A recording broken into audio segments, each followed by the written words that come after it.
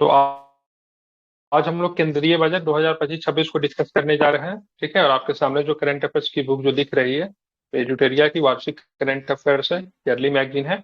और इसमें हम लोग बजट के संदर्भ में जितने भी प्रश्न बनते हैं उन सबको ध्यान से देखेंगे और प्रयास करेंगे क्लास में ही इसे याद करें। ठीक है, क्योंकि आपको पता है बजट से प्रश्न है तो इसमें डाटा ड्राइवन बहुत ज्यादा होता है। तो मैं प्रयास करूंगा 2 बार 3 बार रिपीट करके आपको क्लास के अंदर ही मतलब क्या करूँ, रिवाइज करवा दूं। ठीक है, मैं कोई वीडियो रिकॉर्ड नहीं कर रहा हूं, मेरा प्रयास है सबको किसी भी तरीके से क्लास के अंदर ही चीजों को रिवाइज करवा देना है, ताकि आपको बार बार घर पे जाके इसको पढ़ने की आवश्यकता ना पड़े। इसलिए आप ध्यान से सुनिएगा, जब मैं आपसे प्रश्न पूछूंगा तो आप साथ में जवाब भी दोगे। ठीक है, चलिए शुरू करते हैं। तो सबसे पहले बात आपको ये ध्यान में रखना चाहिए, बजट जो होता है वित्त मंत्री के द्वारा प्रस्तुत किया जाता है। राज्य का बजट भी अगर बात करेंगे तो वित्त मंत्री ही, और केंद्र का बजट भी वित्त मंत्री प्रस्तुत करते हैं। ठीक है, अगर वित्त मंत्री ना हो तो उनके जगह पे कोई केंद्रीय स्तर का मंत्री भी बजट प्रस्तुत कर सकता है। ऐसा हुआ है एक बार, ठीक है, कई बार हुआ है, लेकिन हाल फिलहाल में भी एक बार हुआ था। महान तेलुगु कवि गुरा जादा अप्पा राव की प्रसिद्ध कथन, कोई देश केवल उसकी मिट्टी से नहीं बल्कि उसके लोगों से है। ठीक है, इस कथन का कोट करते हुए केंद्रीय बजट 2025-26 को वित्त मंत्री निर्मला सीतारमन ने 1 फरवरी 2025 को संसद में पेश किया है। ठीक है, तो सामान्यतः एक परंपरा है से बजट को 1 फरवरी को प्रस्तुत किया जाता है, इसको आपको ध्यान में रखना है। इस बार का बजट प्रस्तुत करने का श्रेय जो होता है हमारे केंद्रीय वित्त मंत्री जी को जाता है, जो कि निर्मला सीतारमन जी है। और उन्होंने बजट प्रस्तुत करने से पहले एक उद्धरण को प्रस्तुत किया, कोट को प्रस्तुत किया। और कोट्स क्या है, से कोई देश केवल उसकी मिट्टी से नहीं होता है बल्कि देश उसके लोगों से होता है। ठीक है, और ये कोट किसका है, तो ये तेलुगु कवि है जिनका नाम क्या है, गुरा राजा गुरा जादा अप्पा राव। ठीक है, इससे आप ध्यान में रखेंगे। अब ये प्रश्न जो है इंपॉर्टेंट हो सकता है, केंद्रीय बजट 2025-26 का थीम क्या था, तो थीम ध्यान में रखना है सबका विकास। ठीक है, डेवलपमेंट फॉर ऑल, या फिर सबका विकास आपको ध्यान में रखना है। जहां पे हिंदी ना समझ में आप पूछेगा, मैं उसमें अंग्रेजी में ट्रांसलेट कर दूंगा। बाकी बेसिक चीजें हिंदी इंग्लिश में बेहतर नहीं होता है। ठीक है, तो जिनको भी दिक्कत हो हिंदी इंग्लिश में आप मुझे बताना। विकसित भारत के लिए 6 व्यापक सिद्धांत प्रस्तुत किए गए। ठीक है, आपको पता होना चाहिए कि भारत एक विकासशील देश है, हम लोग विकसित बनने के राह पर हैं। और इसके लिए 6 व्यापक सिद्धांत प्रस्तुत किया गया है। पहला क्या है, कैसे भारत विकसित बन सकता है, इसके लिए 6 उपाय बताए गए हैं। ठीक है, पहला क्या है तो ध्यान में रखना है, गरीबी से मुक्ति दिलाना है। ठीक है, 100% अच्छे स्तर की स्कूली शिक्षा, एजुकेशन, बेहतरीन सस्ती और सर्वसुलभ स्वास्थ्य सेवाओं तक पहुंचे, मतलब अच्छा भी होना चाहिए, किफायती भी होना चाहिए, सर्वसुलभ मतलब सभी तक उपलब्ध होना चाहिए। तो इस प्रकार का हेल्थ सिस्टम को बनाना है। 100% कुशल कामगार के साथ सार्थक रोजगार। ठीक है, देखिए लोगों की संख्या बहुत है, वो काम भी करते हैं लेकिन वो कुशल नहीं है।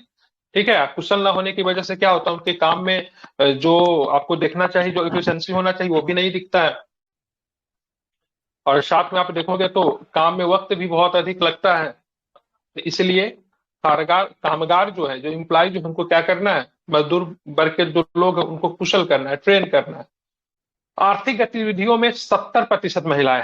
ठीक है, ये आर्थिक गतिविधियों में 70% महिलाओं को शामिल करना है। और साथ में हमारे देश को food basket of the world बनाने वाले किसान, तो मतलब हमारे देश को, वैसे भी भारत जो है किसानों का देश कहा जाता है, तो यहाँ पे साथ में food basket of the world बनाना है। ठीक है, तो 6 प्रकार का ध्यान में रखना है, सिद्धांत प्रस्तुत किए गए। अब यहाँ से आपसे बीपीएससी प्रश्न कैसे पूछेगा वो भी मैं आपको बता देता हूँ। ठीक है, पूछेगा ऐसे, विकसित भारत के 6 व्यापक प्रस्तुत किए गए विकसित भारत के जो लक्ष्य जो या फिर सिद्धांत जो प्रस्तुत किए गए, इनमें से कौन नहीं है। ठीक है, और 4-5 ऑप्शन दिए रहेंगे और उसमें से एक नहीं होगा। ठीक है, तो ये सारे ऑप्शन आपको ध्यान में रहना चाहिए। एक बार फिर मैं रिपीट कर रहा हूँ, पहला क्या, आप लोग मेरे साथ रिपीट कीजिए, गरीबी से मुक्ति।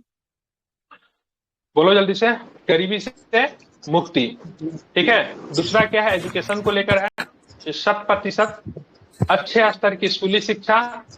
तीसरा क्या है, स्वास्थ्य को लेकर है। ठीक है, स्वास्थ्य को बेहतरीन लेकर सस्ती और सर्वसुलभ स्वास्थ्य सेवाओं तक पहुंचू। चौथा क्या है, चौथा क्या है, तो हमारे मतलब कुशल कामगार होना चाहिए। ठीक है, साथ में सार्थक रोजगार, मतलब अगर मान लीजिए जैसे कि मैं पढ़ाता हूं तो जाहिर सी बात है यार, मुझे अगर कोई भी काम अगर करने के लिए कहेगा तो वो मेरे लिए उपयुक्त नहीं हो। टीचर को पढ़ाने वाला ही काम मिल सकता, तो वो काम मेरे लिए क्या सार्थक है। अगर मैं मजदूरी कर रहा हूं तो ठीक है, मैं वर्किंग तो हूं, लेकिन वो मेरा काम नहीं है। मतलब जिसको जिस हिसाब से चीजें होनी चाहिए उसको उसी हिसाब से मिलना चाहिए। और पांचवा क्या है, आर्थिक गतिविधियों में 70% महिलाएं। सिंपल सी बात है, वुमन इंपावरमेंट आप बोल सकते हो। और चौथा क्या है, एग्रीकल्चर को लेकर है, हमारे देश को food basket of the world बनाने वाले किसान। ठीक है, ये गरीबी है, ये आपका एजुकेशन है, ये आपका हेल्थ है, ये आपका एम्प्लॉयमेंट को लेकर है। उसके बाद बात करेंगे तो वुमेन इंपावरमेंट को लेकर है। उसके बाद अगर बात करेंगे तो आपका ये किसको लेकर हो गया, क्या फूड बोलते हैं बास्केट इसको, ऑफ फार्मर्स को लेकर हो गया, फिर किसान को लेकर कह लीजिए। हाँ, तो ऐसे भी आप चाहोगे तो याद कर सकते हो। अब इस बजट के उद्देश्य 6 क्षेत्रों में परिवर्तनकारी सुधार करना। सुधार किस क्षेत्र में करना है, तो टैक्सेशन में करना है, कराधान में करना है, विद्युत क्षेत्र में करना है, इलेक्ट्रिसिटी में करना है, अर्बन डेवलपमेंट में काम करना है जिसको शहरी विकास कहते हैं, माइनिंग में काम करना है जिसको खनन कहते हैं। ठीक है, अगर बात करेंगे तो फाइनेंशियल क्षेत्र में सुधार करना है, वित्तीय क्षेत्र में अब विनियामक सुधार करना है। ठीक है, तो ये कितना हो गया, 6। तो यहाँ पे विकसित भारत के लिए 6 व्यापक सिद्धांत प्रस्तुत किया गया। इन चीजों को अपनाने के लिए, मतलब ये चीजें कैसे ठीक होगी, तो इसके लिए आपको 6 परिवर्तनकारी सुधार भी करने की बात कही गई है। ठीक है, ये चीजें आपको याद होनी चाहिए। तो 6 और 6 12 हो गए, तो ये 12 को आपको याद रखना है। अब यहाँ पे देखेंगे बजट जो था कितने करोड़ का था। ठीक है, तो 50,65 लाख करोड़ का आपका ये बजट था। ठीक है, 50.65 लाख करोड़ का ये बजट था। कुल प्राप्तियां होने का अनुमान कितना है, तो जितना का बजट है उतना ही प्राप्तियां होगी। इसमें 50 लाख, ठीक है, 65,345 करोड़ प्राप्तियां होगी। इसमें से रेवेन्यू रिसिप्ट कितना होगा, तो रेवेन्यू रिसिप्ट है 34,20,409 करोड़। और पूंजीगत प्राप्तियां की बात करेंगे, कैपिटल रिसिप्ट की बात करेंगे, तो 16,44,936 करोड़। ठीक है, दोनों का आप जोड़ोगे तो 50,65,345 करोड़ हो जाएगा। ठीक है, ध्यान में रखना। तो ये हमारे रिसीव हुए। ठीक है, और खर्च कितने होंगे, तो इतना ही खर्च होगा। ये सब एक दूसरे के बराबर होता है। ठीक है, मतलब जितना रिसीव हुआ उतना ही मतलब क्या किया गया, इन्वेस्ट कर दिया गया है। ठीक है, तो एक बार फिर से रिपीट करना हो, कुल बजट की बात करेंगे कितना का है, तो 50,65,345 करोड़। 45। ठीक है, ध्यान में रखना। याद करने का तरीका मैं बताऊं कैसे याद करोगे। देखो 6 के बाद ये डिसेंडिंग में जा रहा है ना, 6 5 3 4 5। ठीक है, यहाँ पे 3 4 5 लास्ट में है, यहाँ पे 6 5 है। डिसेंडिंग ऑर्डर को याद करना, हालांकि थोड़ा सा ये उल्टा हो गया है। ठीक है, यहाँ पे यहाँ तक डिसेंडिंग है, फिर यहाँ से भी डिसेंडिंग है। ठीक है, तो 50,65,345 करोड़ है। तो ये टोटल बजट आपसे पूछ सकता है, ये रिसीव वगैरह कम ही पूछता है, लेकिन फिर भी आप इसको ध्यान में रखना है। एक डाटा याद रखोगे तो दूसरा ऑटोमेटिक निकल जाएगा, क्योंकि टोटल आपको पता है। अगर राजस्व प्राप्ति अगर याद है तो पूंजीगत प्राप्ति आपको निकल जाएगा, क्योंकि इससे सब्ट्रैक्ट करोगे तो इतना आ जाएगा, क्योंकि दोनों बराबर ही होता है, बजट के बराबर ही है। राजस्व खर्च की बात करेंगे तो रेवेन्यू एक्सपेंडिचर कितना है, तो 39,44,255 करोड़ है। और पूंजीगत खर्च की बात करेंगे तो 11,21,090 करोड़ है। ठीक है, ये भी अगर जोड़ोगे तो आप, तो ये 50,65,345 के बराबर हो जाएगा। तो मतलब जितना प्राप्तियां हुआ उतना ही मतलब क्या हो गया, खर्च भी हो गया। ठीक है, ध्यान में रखना, ये डाटा इंपॉर्टेंट है। आप चाहो तो इसको बार बार देखने के लिए एक जगह लिख के दीवार पर चिपका देना। ठीक है, अब आते हैं घाटा क्या क्या लगा, उसको बारे में हम थोड़ा समझते हैं। तो सबसे पहले फिजिकल डिफिसिट, तो 2024-25 का संशोधित अनुमान कितना है, तो ध्यान में रखना 4.8% था संशोधित अनुमान, जो कि 15,69,527 करोड़ के बराबर था। ठीक है, और 2025-26 का बजट का अनुमान कितना है, तो जीडीपी का 4.4% राजकीय घाटा होगा, जो कि 15,68,936 करोड़ के बराबर है। तो फिजिकल डिफिसिट की बात करेंगे तो संशोधित अनुमान कितना है, 4.8%। अब बजट का अनुमान कितना है, तो 4.4%। ठीक है, कम से कम टोटल फिगर आप नहीं याद रखोगे तो कम से कम परसेंटेज तो आपको याद रख पड़ेगा। ठीक है, तो आप इसे ध्यान में याद रखें। राजकोषीय घाटा कितना है, जीडीपी का 4.8%, जो कि संशोधित अनुमान है, जो कि 24-25 में अनुमान किया गया था। लेकिन बजट का अनुमान कितना रहने का काम है, 4.4%। मतलब राजकोषीय घाटा क्या हो गया, फिजिकल डिफिसिट कम हो रहा है। ठीक है, अब आते हैं रेवेन्यू डिफिसिट की बात करेंगे, राजस्व घाटा की बात करेंगे, तो ये जीडीपी का ठीक है। संशोधित अनुमान जो था 1.9% था, जो कि 6,10,098 करोड़ के बराबर है, जो कि यहाँ पे बजट अनुमान की बात करेंगे तो 1.5% है, जो कि 5,23,846 करोड़ के बराबर है। ठीक है, फिर से रिपीट कर रहा हूँ, राजस्व घाटा कितना है जीडीपी का? 1.9%, 24-25 में, जिसको संशोधित अनुमान कहते हैं, और 25-26 में बजट अनुमान कहते हैं, उसमें कितना है? तो 1.5%। अब आते हैं प्रभावी राजस्व घाटा, इफेक्टिव रेवेन्यू डिफिसिट। ठीक है, तो ये ध्यान में रखना, 1% है संशोधित अनुमान। अब बजट का अनुमान कितना है? 0.3%। ये 1% किसके बराबर है? तो 3,10,207 करोड़ के बराबर। और यहाँ पे बात करेंगे बजट अनुमान की बात करेंगे तो 0.3% है, जो कि 96,654 करोड़ के बराबर है। अब आते हैं प्राइमरी डिफिसिट की बात करेंगे तो जीडीपी का 1.3% है, और यहाँ पे अगर बात करेंगे संशोधित में तो 1.3%। अब बजट अनुमान की बात करेंगे तो 0.8%। ठीक है, ये 1.3% आप निकालोगे तो 4,31,587 करोड़ के बराबर है, और ये जो है बजट का अनुमान है 0.8%, 2,92,598 करोड़ के बराबर है। अब एक बार मैं इस सबको रिपीट करता हूं, सुनिएगा। राजकोषीय घाटा की बात करेंगे तो 4.8%, 24-25 में। 25-26 में कितना रह रहा है कम होके? 4.4%। ठीक है, राजस्व घाटा की बात करेंगे तो जीडीपी का 1.9% है, और ये जो है बजट अनुमान जो है 1.5%। प्रभावी राजस्व घाटा की बात करेंगे, जीडीपी का 1% है, और ये बजट का अनुमान कितना है? 0.3%। ठीक है, अब आते प्राथमिक घाटा की बात करेंगे तो जीडीपी का 1.3% है 24-25 में संशोधित अनुमान, और 25-26 में बजट अनुमान की बात करेंगे तो 0.8% है। इसको आपको ध्यान में रखना चाहिए। अब ये जो है सो सबसे अधिक पूछता है एग्जाम में, ध्यान में रखना। ये इधर भी 100% हो जाएगा, इधर भी 100% हो जाएगा। ठीक है, दोनों बराबर होता है। रुपया कहाँ से आता है? ठीक है, ये सिर्फ 4 मद है। ठीक है, मतलब 4 सबसे ज्यादा जो एक्सपेंसेस जो होता है वो कहाँ से आता है और कैसे आता है, उसको हम लोग देखेंगे। जाता कहाँ पे है सबसे ज्यादा, और आता कहाँ से है। तो रुपया कहाँ से आता है? तो उधार और अन्य देयताएं जो है वहां से 24% आता है। इनकम टैक्स से बात करेंगे 22% आता है। जीएसटी से बात करेंगे 18% से आता है। निगम टैक्स से बात करेंगे 17% आता है। ठीक है, एक बार फिर से रिपीट कर रहा हूं, उधार जो है और अन्य देयताएं जो है भारत सरकार के जो इंटरेस्ट वगैरह जो देती है, ठीक है, वहां से 24% आता है। इनकम टैक्स से कितने आते हैं? 22% आते हैं।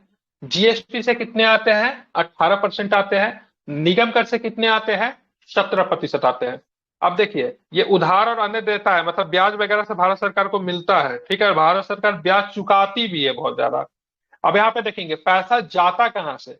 तो करों और शुल्कों में राज्यों का हिस्सा। भाई जीएसटी आप स्टेट से वसूल रहे हो तो जाहिर सी बात है राज्य का भी हिस्सा मिलेगा ना। तो 22% जो है टैक्सेशन में राज्य का जो हिस्सा जो होता है वहां पे चला जाता है। ठीक है, इसके लिए फाइनेंस कमीशन होता है राज्य और केंद्र के बीच में राशि के बंटवारा के लिए। ठीक है, तो 22% जो है चला जाता है। ब्याज अदायगी में कितना जाता है? 20%। ठीक है, केंद्रीय क्षेत्र की योजना, बोलोगे सर केंद्रीय क्षेत्र की कौन सी योजना है? प्रधानमंत्री ग्राम सड़क योजना। उसके बाद अगर बात करेंगे तो प्रधानमंत्री और घर में लोग क्या में तो आवास योजना जो हो गया, और बहुत सारी योजनाएं जो है उस पर अगर बात करेंगे, ठीक है, ध्यान में रखना, तो 16% है, जिसमें से इसमें रक्षा और आर्थिक सहायता पर पूंजी परिव्यय शामिल नहीं है। ध्यान में रखना, रक्षा वाला अलग से है, रक्षा पे हम लोग मात्र 8% खर्च करते हैं। ठीक है, तो ये जो है सबसे अधिक खर्च वाला है। सबसे अधिक हम लोग क्या चीज पे खर्च करते हैं? तो ध्यान में रखना, करों और शुल्कों में राज्यों के हिस्सा पे सबसे अधिक खर्च होता है 22%, और उधार और अन्य देवताओं से 24% सर्वाधिक हमको मिलता है। तो ये डाटा आपको याद होना चाहिए। तो भाई साहब 24% जो है उधार और अन्य देयताएं से हमें मिलता है, और करों और शुल्कों में राज्यों के हिस्सा पे 22% सर्वाधिक हम खर्च कर देते हैं। चलो बताना है सर, रक्षा के ऊपर हम लोग कितना खर्च करते हैं, कितना बताएंगे? इंपॉर्टेंट है, ये याद कर लीजिए इसको। तो 8%। ठीक है, ध्यान में रखना। ये बताइए जीएसटी से कितना परसेंट मिलता है? जीएसटी से कितना परसेंट एवरेज रेट होता है? तो क्या बताएंगे? 18%। ठीक है, 18। ठीक है, इनकम टैक्स से कितना आता है? तो क्या बताएंगे? इनकम टैक्स से 22%। ठीक है, ब्याज अदायगी में भारत सरकार कितना खर्च करती है? तो क्या बताएंगे? 22%। ठीक है, 20%। ठीक है, खर्च की बात कर रहा हूं। खर्च बोल रहा है ब्याज अदायगी करने का मतलब ब्याज को चुकाना, उसमें 20% है, ठीक है। हाँ और सर, हाँ हाँ। उधार और अन्य देयताएं से कितना आता है, 24% आता है, ठीक है। ये सर्वाधिक पैसा कहाँ से आता है, सर्वाधिक पैसा जाता कहाँ है, उससे था, इसको आपको ध्यान में रखना चाहिए। इस बजट में विकास के लिए 4 इंजन की पहचान की गई है, ठीक है। तो सबसे पहले 4 इंजन कौन सा है विकास के लिए, 4 शक्तिशाली इंजन। सबसे पहला कृषि है, एमएसएमई है, निवेश है और निर्यात है, ठीक है। तो बजट के कितने इंजन है तो क्या बताएंगे? 4 इंजन। ठीक है, तो बजट के इंजन कितने हैं? 4 है, ठीक है। सबसे पहले कौन सा है? कृषि हो कृषि, गया। और दूसरा नंबर पे कौन सा है तो क्या बताएंगे? एमएसएमई, एमएसएमई, ठीक है। फिर से कौन सा है तो ध्यान में रखना, निवेश, निवेश हो गया। और साथ में अगर बात करेंगे चौथा नंबर पे क्या, माइक बंद कीजिए बोलने के बाद, निर्यात, ठीक है। निर्यात। अब इन चारों चीजों को माइक बंद कर लीजिए बोलने के बाद, ठीक है। अब चारों चीजों को हम लोग ध्यान से देखेंगे। तो सबसे पहला, प्रथम इंजन के रूप में हम लोग कृषि के ऊपर चर्चा करने जा रहे हैं।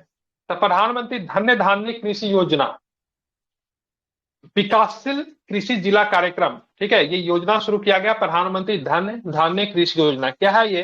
तो इस कार्यक्रम में कम उत्पादकता, कम फसलों की बुआई और औसत से कम ऋण मानदंडों वाले 100 जिलों को शामिल किया गया है, ठीक है। तो अगर ऐसे भी प्रश्न पूछ सकते से बताओ, प्रधानमंत्री धन्य धान्य कृषि योजना के अंतर्गत कितने जिलों को शामिल किया गया है तो क्या बताएंगे? कितने जिलों को शामिल किया गया है? तो 100 जिलों को शामिल किया गया है, ठीक है।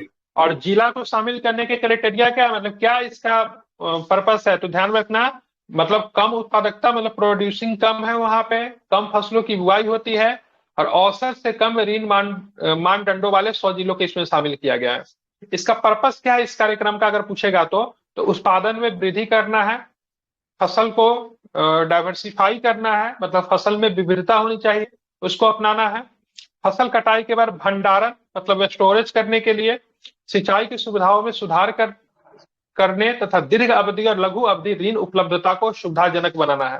मतलब क्या क्या चीज करना है, इसका पर्पस क्या है? तो सबसे पहले उत्पादन में वृद्धि करना है, फसल में विविधता अपनाना है, मतलब ऐसा नहीं सिर्फ व्यक्ति जो है एक ही फसल बार बार किए जा रहा है हर साल, उसमें डाइवर्सिफाई करना है, ठीक है। जिससे फसल को डाइवर्सिफाई डाइवर्सिफाई करने से क्या होता है, जमीन का, मिट्टी का उत्पादकता जो होती है बनी होती है।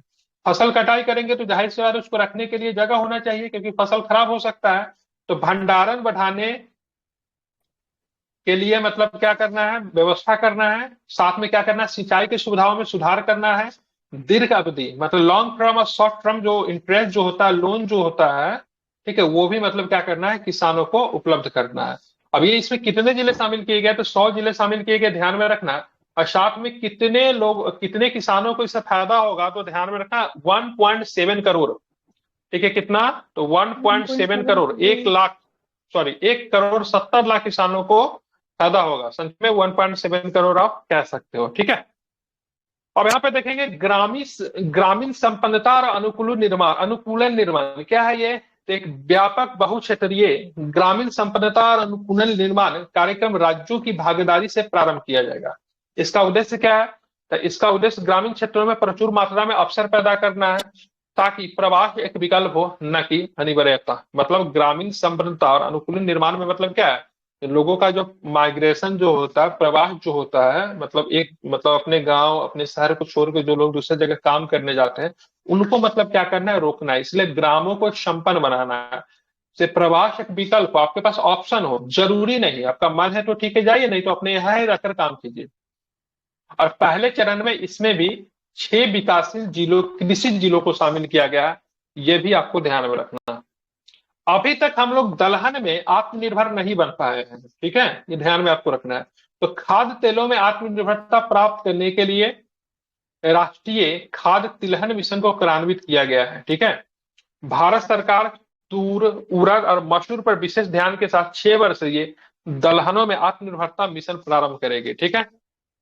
तो यहाँ पे ध्यान में रखना, 2 मिशन लाया गया है, राष्ट्रीय तिलहन मिशन, जिसमें से मतलब तिलहन के ऊपर आत्मनिर्भरता, और साथ में दलहनों के लिए आत्मनिर्भरता मिशन भी लाया गया। तो तिलहन और दलहन, एक वायल हो गया, एक दाल को तो आप लोग जानते हैं क्या बोलते हैं, तो उसमें भी हमको क्या करना है, आत्मनिर्भर होना है। ये सारे के सारे एग्रीकल्चर से रिलेटेड है, क्योंकि आप 4 जो इंजन जो थे उसमें पहला इंजन जो था कृषि को ही बूस्ट करना था, ठीक है। अब आते हैं सब्जियों और फलों के लिए व्यापक कार्यक्रम की शुरुआत की गई है। सब्जियों फलों और श्री अन्न का उपयोग, ठीक है। श्री अन्न किसको बोलते हैं, कोई बताएगा? श्री अन्न मिलेट को अनाज मोटा को अनाज बोलते को, हैं। मिलेट को श्री अन्न कहते हैं, ठीक है, ध्यान में रखना, ठीक है। तो सब्जियों फलों और श्री अन्न का उपयोग अत्यधिक बढ़ रहा है।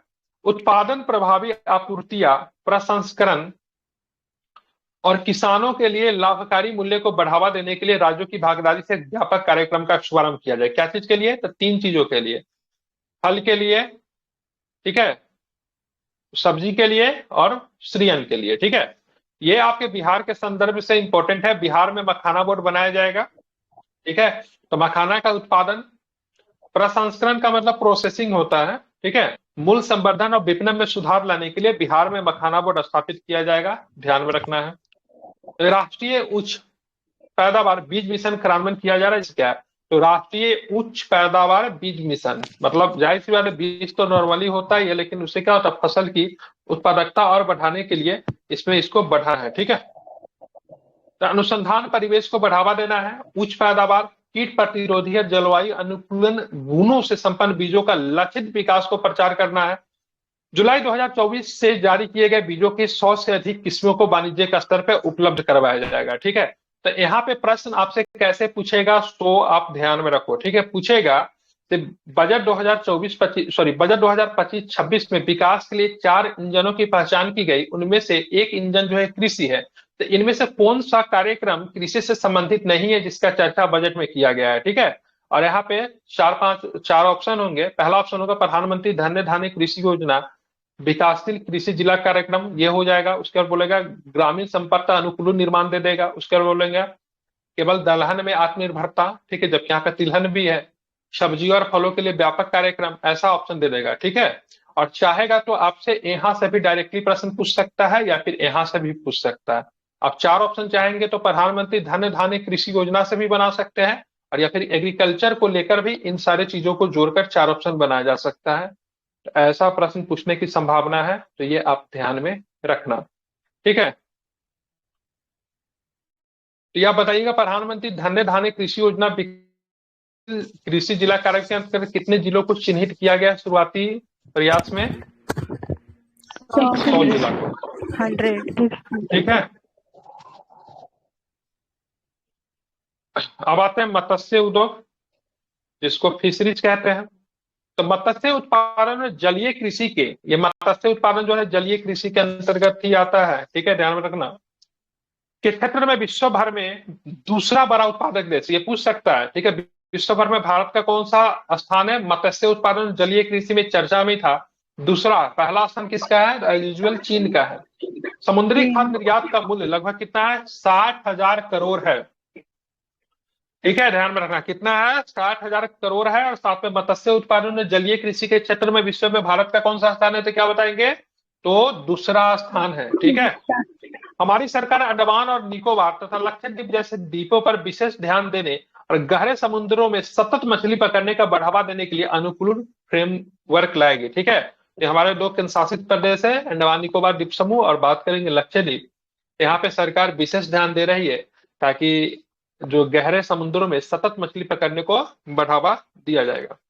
अब यहाँ पे देखेंगे कब किया गया है। कपास उगाने वाले लाखों किसानों के लाभ के लिए कपास उत्पादन मिशन की घोषणा की गई है। इसके लिए एक 5 वर्षीय अभियान लाई जाएगी, ठीक है। कितने वर्षों का? 5 वर्षों का।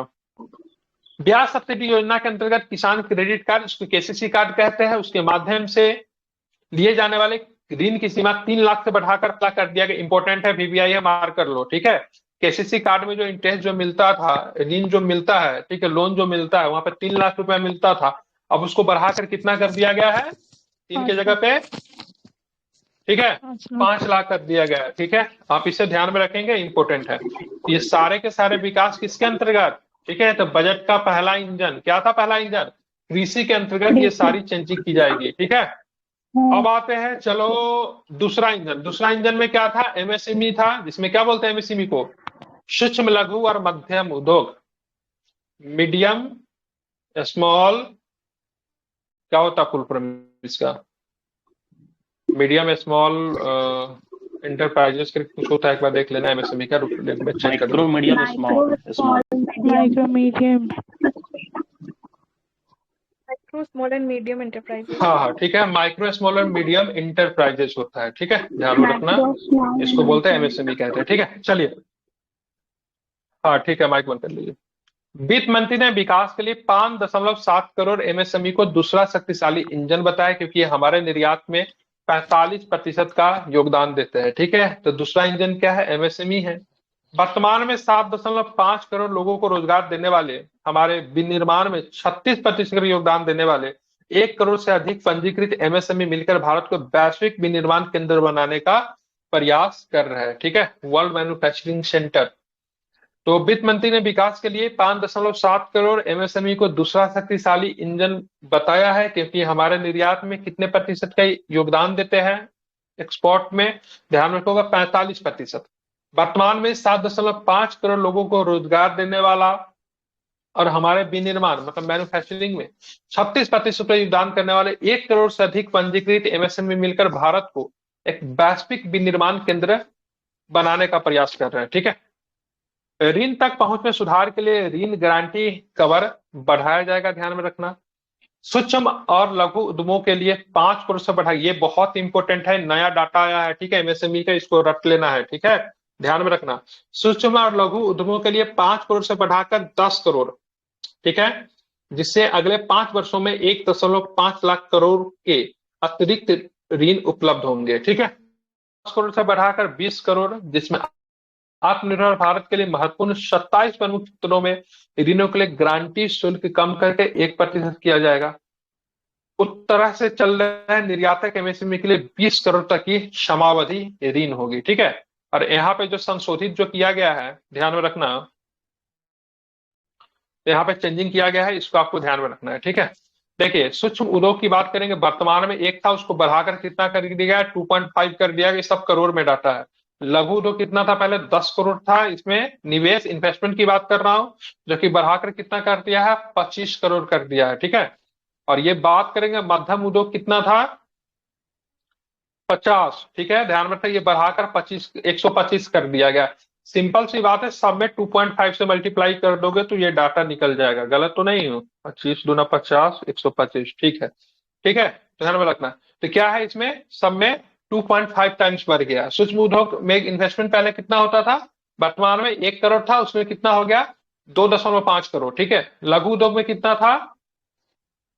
10 करोड़ था, बढ़कर कितना हो गया? 25 हो गया, ठीक है। अब आते हैं मध्यम उद्योग में कितना था? 50 था, बढ़कर कितना हो गया? 25, कितना हो गया? 125 हो गया। अब आते मान में टर्नओवर कितना था? 5 था, 10 हो गया, ठीक है। 50 था, 100 हो गया, 250 करोड़ था, ये कितना हो गया? 500 करोड़ हो गया। तो इधर जो वृद्धि हुई इन्वेस्टमेंट कितना टाइम्स हो गया है? तो 2.5 टाइम्स, ठीक है। टर्नओवर में कितना हुआ है? तो 2x हुआ है, ठीक है, ध्यान में रखना। टर्नओवर को दोगुना कर दिया गया है, इन्वेस्टमेंट को 2.5 गुना कर दिया गया है। तो ये नवीनतम डाटा है, इसको आप ध्यान में रखना, भूलेंगे नहीं, ठीक है। याद हो गया ये? अगर वर्तमान वाला अगर आपको याद है तो भाई सिंपल तरीका बता दिया हूं, 2.5 से गुना कर देना, इधर संशोधित निकल जाएगा। और इधर टर्नओवर अगर वर्तमान वाला अगर याद है तो 2 से गुना कर दोगे तो इधर का नया वाला संशोधित आ जाएगा, ठीक है। ये मैंने आसान तरीका बना दिया आपको याद करने के लिए, तो आप इसे याद कर लेना। अब यहाँ पे देखेंगे सूक्ष्म उद्यमों के लिए क्रेडिट कार्ड की बात करेंगे, तो हम उद्यम पोर्टल पे पंजीकृत सूक्ष्म उद्यमों के लिए 5 लाख की सीमा वाले विशेष अनुकूल क्रेडिट कार्ड शुरू करेंगे। पहले वर्ष में 10 लाख कार्ड जारी किए जाएंगे, ठीक है। यहाँ पे सूक्ष्म उद्यमों के लिए क्रेडिट कार्ड भी जारी किया जाएगा, ठीक है, जिसकी सीमा कितनी होगी? 5 लाख की सीमा होगी, ठीक है। पहले वर्ष के लिए कितने कार्ड जारी किए जाएंगे? तो 10 लाख कार्ड जारी किए जाएंगे, ये आपको ध्यान में रखना है। स्टार्टअप के लिए 10,000 करोड़ के अंशदान के साथ निधियों के नए कोष की स्थापना की जाएगी, ठीक है। तो स्टार्टअप के लिए एक कोष बनाया जाएगा, एक फंड बनाया जाएगा, जिसकी राशि कितनी होगी? तो 10,000 करोड़ होगी, ठीक है। पहली बार महिलाओं, अनुसूचित जाति और अनुसूचित जनजातियों सहित 5 लाख के उद्यमियों के लिए एक नई योजना शुरू की जाएगी। इसमें अगले 5 वर्षों में 2 करोड़ तक का क्षमावधि ऋण उपलब्ध होगा, ठीक है। तो फर्स्ट टाइम ऐसा है जिसमें महिलाओं, अनुसूचित जाति, अनुसूचित जनजाति सहित 5 लाख के उद्यमियों के लिए एक नई योजना शुरू की जाएगी। इसमें अगले 5 वर्षों के दौरान 2 करोड़ तक का क्षमावधि ऋण उपलब्ध होगा। अब यहाँ पे देखेंगे फुटवियर और लेदर क्षेत्रों के लिए फोकस प्रोडक्ट स्कीम लाया गया। फुटवियर जिसको हम लोग पैर में पहनते हैं और लेदर क्षेत्र के लिए, ठीक है। इस स्कीम में लेदर फुटवियर और बिना लेदर वाले गुणवत्तापूर्ण फुटवियर के उत्पादन हेतु आवश्यक डिजाइन क्षमता, घटक विनिर्माण और मशीनों के लिए सहायता दी जाएगी, ठीक है। मतलब इससे जो संबंधित जो मशीन वगैरह जो होता है, जो ये बनाने में हेल्प करता है, उसमें सहायता दी जाएगी। इस स्कीम में 22 लाख व्यक्तियों को रोजगार मिलने, 4 लाख करोड़ का कारोबार और 1.1 लाख करोड़ से अधिक का निर्यात होने की उम्मीद है, ठीक है। तो काफी ये राइजिंग इंडस्ट्री है। क्या नाम है इसका? फुटवियर और लेदर क्षेत्र। इसमें कितने 22 लाख व्यक्तियों को काम मिल सकता है, 4 लाख करोड़ का, और 4 लाख करोड़ का कारोबार हो सकता है, 1.1 लाख करोड़ से अधिक का निर्यात भी हो सकता है, ठीक है। साथ में भारत को वैश्विक खिलौना केंद्र बनाने के लिए एक योजना कार्यान्वित की जाएगी, ठीक है। तो भारत जो है वैश्विक खिलौना केंद्र भी बन सकता है। ये सारी चीजें अगर बात करेंगे तो ऑलरेडी चाइना में है, दुनिया का सबसे अधिक खिलौना टॉय को मैन्युफैक्चरिंग चाइना ही करता है। भारत भी इसमें प्रयासरत है एमएसएमई के अंतर्गत। तो भाई साहब भारत में भी एक वैश्विक खिलौना केंद्र बने, ठीक है। आप चलते आगे। बिहार में खाद्य प्रसंस्करण के लिए राष्ट्रीय खाद्य प्रौद्योगिकी उद्यमशीलता और प्रबंधन संस्था स्थापित किया जाएगा। तो ये भी आपको ध्यान में रखना है। तो बिहार में फूड प्रोसेसिंग के लिए राष्ट्रीय खाद्य प्रौद्योगिकी, ठीक है, उद्यमशीलता प्रबंधन संस्थान स्थापित किए जाएंगे। इसके परिणाम स्वरूप अगर बात करेंगे क्या रिजल्ट निकल कर आएगा, तो किसानों के उत्पादों के मूल्य संवर्धन के माध्यम से उनकी आमदनी बढ़ेगी, युवाओं को कौशल प्रशिक्षण, उद्यमशीलता, रोजगार के अवसर प्राप्त होंगे, ठीक है। साथ में अगर देखेंगे तो सरकार मेक इन इंडिया को आगे बढ़ाने के उद्देश्य से लघु मध्यम और बड़े उद्यमों को शामिल करते हुए राष्ट्रीय विनिर्माण मिशन की स्थापना भी करेगी, ठीक है। तो सरकार जो है मेक इन इंडिया को आगे बढ़ाने के लिए लघु मध्यम और बड़े उद्योगों को शामिल करते हुए राष्ट्रीय विनिर्माण मिशन की, ठीक है, स्थापना करेगी। यह भी आपको ध्यान में रखना है। ये दूसरा इंजन जो था एमएसएमई का था। अब तीसरा इंजन में क्या है? तो तीसरा इंजन में क्या है? तो आपका निवेश है, ठीक है।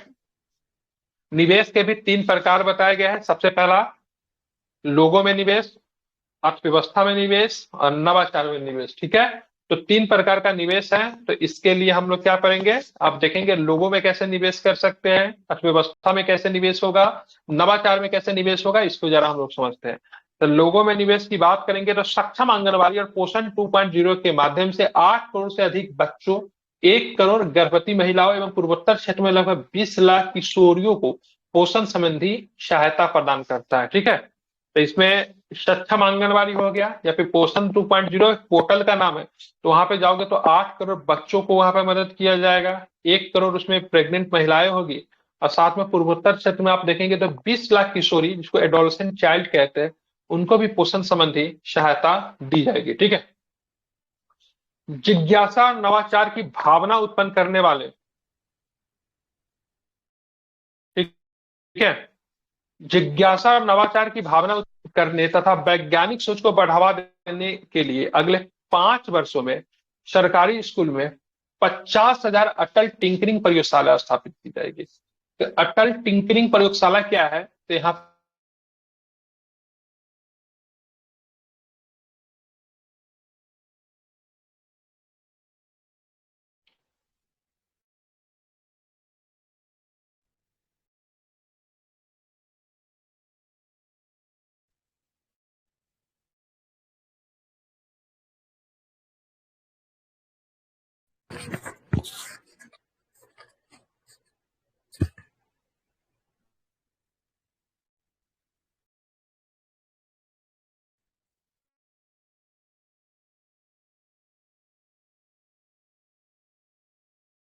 हेलो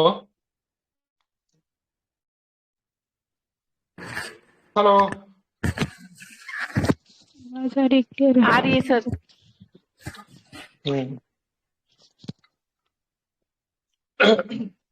तो चलिए बताना, अटल टिंकरिंग प्रयोगशाला स्थापित की जाएगी कितनी? 100। तो 50,000। कितने सब में 100? एक 100 बता देते सब जगह 100 ही होगा। 50,000, ठीक है। इसका मतलब क्या, इसका पर्पस क्या होगा? तो बच्चों में नवाचार की भावना का विकास करना, ठीक है। नवाचार क्या होता है? इनोवेशन, बच्चे इनोवेशन कर पाए, ठीक है। भारत नेट परियोजना के अंतर्गत ग्रामीण क्षेत्रों में सभी सरकारी माध्यमिक स्कूलों तथा प्राथमिक स्वास्थ्य केंद्रों में ब्रॉडबैंड कनेक्टिविटी प्रदान की जाएगी। क्या पता कब होगा, ठीक है। तो ये भारत नेट परियोजना क्या है, मतलब गांव में ब्रॉडबैंड से जोड़ना है, इंटरनेट से जोड़ना है गांव में, ठीक है। तो इसमें सबसे पहले आप देखोगे तो जितने भी प्राथमिक स्कूल है, प्राइमरी स्कूल हो गए, ठीक है, मिडिल स्कूल हो गए, इन सबको मतलब क्या करें, इंटरनेट कनेक्टिविटी से जोड़ देना है, फिर ब्रॉडबैंड कनेक्टिविटी से जोड़ देना है। इसके लिए कौन सा परियोजना है, भारत नेट परियोजना, ध्यान में रखना, इसे इंपॉर्टेंट है। पूछेगा भारत नेट परियोजना का उद्देश्य बताइए, ठीक है, नीचे 3-4 ऑप्शन दिए रहेंगे, तो कंफ्यूज नहीं होना है, ठीक है, इसलिए अच्छे से बता रहा हूं। अगर पूछेगा से बताओ सरकारी स्कूल में 50,000 अटल टिंकरिंग प्रयोगशाला स्थापित किया जा रहा है, इसका उद्देश्य क्या है, तो इसका उद्देश्य जिज्ञासा और नवाचार की भावना उत्पन्न करने करने तथा वैज्ञानिक सोच को बढ़ावा देने के लिए, ठीक है। तो बच्चों में ये सोच को बढ़ावा, तब ना बच्चे अभी से ही मतलब जिज्ञासु होंगे, अभी से ही मतलब उनमें इनोवेशन करने की क्षमता होगी, तब ना वो बच्चे आगे चल के डीआरडीओ में काम करेंगे, इसरो में काम करेंगे, या फिर हो सकता है बहुत सारी जो हमारी जो संस्थाएं जो है जो कि इनोवेशन को लेकर काम करती है उसमें काम करेंगे। तो क्षमता कहीं ना कहीं से बच्चों के अंतर्गत अभी से ही लाना पड़ेगा ताकि उनका जिज्ञासा बढ़े, ठीक है, समझ रहा है ना। इसके लिए आपको अटल टिंकरिंग प्रयोगशाला स्थापित की जाएगी, ठीक है, ध्यान में रखना है। साथ में स्कूल और उच्चतर शिक्षा के लिए भारतीय भाषाओं में डिजिटल रूप से पुस्तकें प्रदान करने के लिए भारतीय भाषा पुस्तक योजना क्रियान्वित किया जा रहा है, ठीक है। तो भारतीय भाषा में बात करेंगे, बहुत सारी भाषा है, ठीक है, हिंदी है, संस्कृत है, ठीक है, मैथिली हो गया, बहुत सारी भाषा है, तमिल है, तेलुगु है, मराठी को मत भूलना, ठीक है। तो इन सारी भाषाओं में भारतीय भाषा पुस्तक योजना लाया गया है ताकि भारतीय भाषाओं में डिजिटल रूप से पुस्तकें प्रदान, डिजिटल रूप से मतलब जैसे पीडीएफ वगैरह आप लोग पढ़ते हो ना, या फिर वो साउंड जो होता है उसका पॉडकास्ट, उस रूप में। इसका लक्ष्य क्या होगा, विद्यार्थियों को अपने विषयों को बेहतर ढंग से समझने में मदद करता है। साथ में बात करेंगे तो वैश्विक विशेषज्ञता और भागीदारी के साथ 5 राष्ट्रीय कौशल उत्कृष्टता केंद्रों को स्थापित किया जाएगा ताकि make for India, make for the world विनिर्माण के लिए आवश्यक कौशलों के साथ हमारे युवाओं को सुसज्जित किया जाए। तो 2 तरह का कार्यक्रम इसमें चलेगा, 5 राष्ट्रीय कौशल उत्कृष्टता केंद्र स्थापित किया जाएगा जिसमें मेक फॉर इंडिया मतलब जो प्रोडक्ट बनाओ इंडिया के लिए बनाओ, क्योंकि हम लोग बाहर से उसको क्यों मंगाए, निर्यात भाई बाहर से क्यों करें, हम लोग खुद बना सकते हैं। और साथ में अगर बात करेंगे तो मेक फॉर वर्ल्ड, ठीक है, मतलब विश्व के लिए भी बनाओ, ठीक है, ताकि हम उसको एक्सपोर्ट भी करें। तो मतलब इसमें क्या है, हमको एक्सपोर्ट करना है, बढ़ावा देना है ताकि हम लोग विश्व के देशों में सामान को भेजे, इसके लिए मेक फॉर द वर्ल्ड है। अब मेक फॉर इंडिया का मतलब क्या, इंपोर्ट को रोकना है, मतलब बाहर से चीजों का आयात हम अपने यहां ना करें, ठीक है। तो इसके लिए 5 राष्ट्रीय कौशल उत्कृष्टता केंद्र भी स्थापित किया जाएंगे जिसका पर्पस क्या होगा, मैन्युफैक्चरिंग को बढ़ावा देना, ठीक है।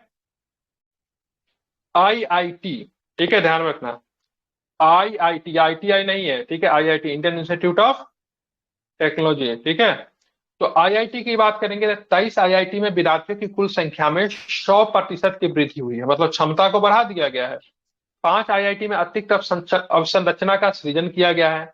आईआईटी पटना में छात्रावास और अन्य अवसंरचना संबंधी क्षमता को भी बढ़ाया गया है, ठीक है। तो मान लीजिए किसी आईआईटी में पहले 100 बच्चे थे, तब वहां पे सीधे 200 बच्चे हो गए, ठीक है, मतलब 100% का वृद्धि किया गया है 23 आईआईटी में। 500 करोड़ के कुल परिव्यय से शिक्षा हेतु कृत्रिम बुद्धिमत्ता एआई संबंधी एक उत्कृष्ट केंद्र स्थापित किया गया। तो शिक्षा हेतु कृत्रिम बुद्धिमत्ता, ठीक है, मतलब शिक्षा हेतु एआई संबंधी एक उत्कृष्टता केंद्र स्थापित किया गया जिसकी लागत कितनी है, तो 500 करोड़। चिकित्सा शिक्षा विस्तार करते हुए अगले 5 वर्षों में मेडिकल कॉलेज और अस्पतालों में 10,000 अतिरिक्त सीटें जोड़ी जाएगी, ठीक है। अब यहाँ पे आप जानते हैं भारत में डॉक्टरों की बहुत कम संख्या है, तो इसके लिए मेडिकल कॉलेज वगैरह जो है जहां से डॉक्टर निकलते हैं वहां पे 10,000 नई सीटें जोड़ी जाएगी, ठीक है। अगले 3 वर्षों में सभी जिला अस्पतालों में डे केयर कैंसर केंद्रों को स्थापित करने की सुविधा प्रदान की जाएगी। 25-26 में 200 केंद्र स्थापित किए जाएंगे, ठीक है। तो 25-26 में बात करेंगे तो जितने भी जिला अस्पताल हैं वे डे केयर कैंसर केंद्र स्थापित किए जाएंगे और 25-26 तक 200 ऐसा केंद्र स्थापित कर दिया जाएगा, ठीक है। ये इंपॉर्टेंट है, पूछता है। पीएम स्वनिधि स्कीम को बैंकों से संबंधित ऋण 30,000 की सीमा के साथ यूपीआई लिंक्ड क्रेडिट कार्डों की क्षमता विकास सहायता के साथ नवीकृत किए जाएंगे, ठीक है।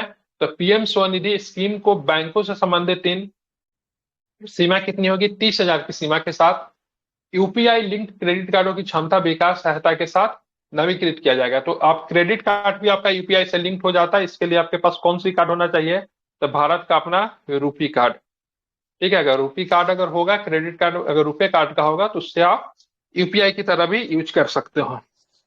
बजट घोषणा में की गई सरकार प्रधानमंत्री जन आरोग्य योजना के अंतर्गत स्वास्थ्य देखभाल ऑनलाइन प्लेटफॉर्म के गीग श्रमिकों की पहचान पत्र बनाने के साथ साथ ई श्रम पोर्टल पर उनका रजिस्ट्रेशन करेगी। ठीक है, तो ध्यान में रखना यहाँ पे दो तीन चीजें, इसको जरा समझ लीजिए। बजट में घोषणा की गई सरकार प्रधानमंत्री जन आरोग्य योजना के अंतर्गत स्वास्थ्य देखभाल भी किया जाएगा, ऑनलाइन प्लेटफॉर्म में गीग श्रमिकों की पहचान की जाएगी।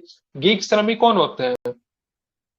तो गीग श्रमिक की बात करेंगे तो इसका एग्जाम्पल वगैरह में भी डिलीवरी होता है। करने वाले जो, हाँ बिल्कुल ठीक है, डिलीवरी जो पर्सन, जोमेटो डिलीवरी पर्सन, जो जोमेटो स्विगी में जो काम जोमेटो करते हैं, ठीक है, रैपिडो वगैरह हो गया, इस सब में जो काम करते हैं, तो उनका काम कोई अस्थायी नहीं होता है। ठीक है, तो ऐसे श्रमिकों को गीग श्रमिक कहते हैं, अस्थायी काम करने वाले लोग होते हैं।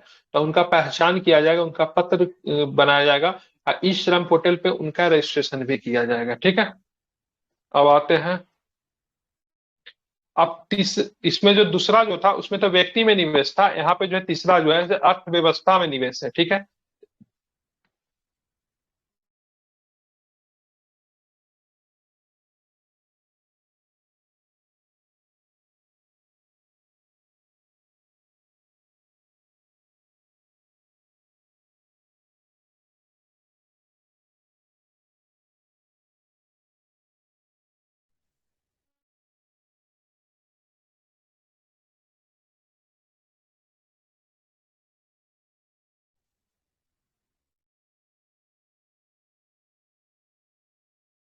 वॉइस नहीं आ रही है।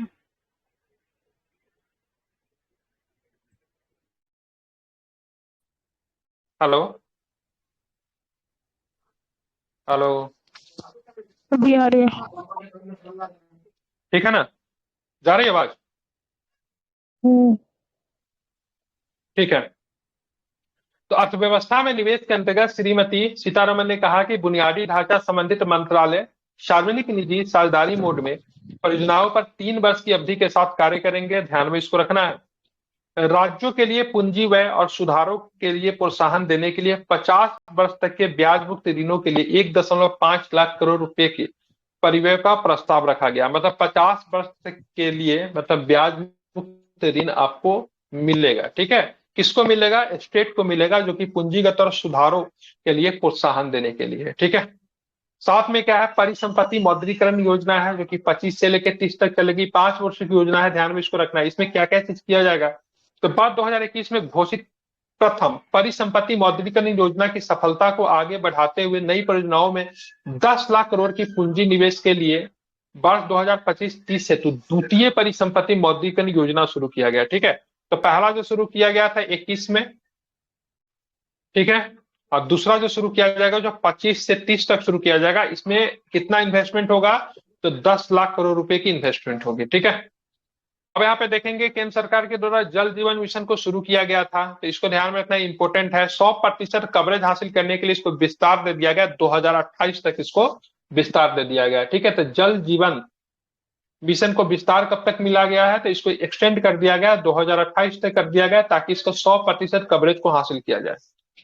शहरों का सृजनात्मक पुनः विकास और जल एवं स्वच्छता के लिए सरकार 1 लाख करोड़ की शहरी चुनौती निधि स्थापित करेगी। ठीक है, तो शहरों का सृजनात्मक पुनः विकास हो सके, साथ में जल एवं स्वच्छता के लिए सरकार जो है 1 लाख करोड़ की शहरी चुनौती निधि भी स्थापित करेगी। बार 2025-26 के लिए 10,000 करोड़ के आवंटन का प्रस्ताव भी है। अब यहाँ पे देखेंगे साथ में जो है सरकार जो है परमाणु ऊर्जा मिशन के लेकर भी काम कर रही है। तो 2047 तक कम से कम 100 गीगावाट परमाणु ऊर्जा का विकास आवश्यक है। इस लक्ष्य को हासिल करने के लिए निजी क्षेत्र के साथ सक्रिय भागीदारी हेतु परमाणु ऊर्जा अधिनियम और परमाणुवीय नुकसान के लिए सिविल दायित्व अधिनियम में संशोधित किए जाएंगे।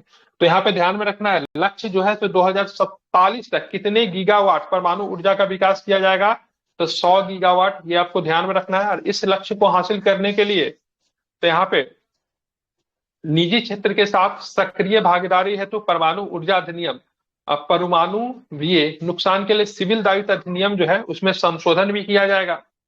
लघु मॉड्यूलर रिएक्टर के अनुसंधान और विकास के लिए 20,000 करोड़ के परिव्यय के साथ एक परमाणु ऊर्जा मिशन स्थापित किया जाएगा। वर्ष 2033 तक स्वदेशी रूप से विकसित कम से कम 5 एमएसआर का मतलब होता है लघु मॉड्यूलर रिएक्टर क्रियाशील हो जाएंगे। ठीक है, तो इसका लक्ष्य है 2033 तक 5 एमएसएमआर क्रियाशील करने का, ये भी आपको ध्यान में रखना है। ये परमाणु ऊर्जा को लेकर है, जिसमें 100 गीगावाट का परमाणु ऊर्जा का लक्ष्य रखा गया है 2047 तक का। 2033 तक क्या लक्ष्य है, तो भाई 5 एमएसएमआर को विकसित करना। अब आप ये परमाणु हो गया, तो पोत निर्माण की बात करेंगे।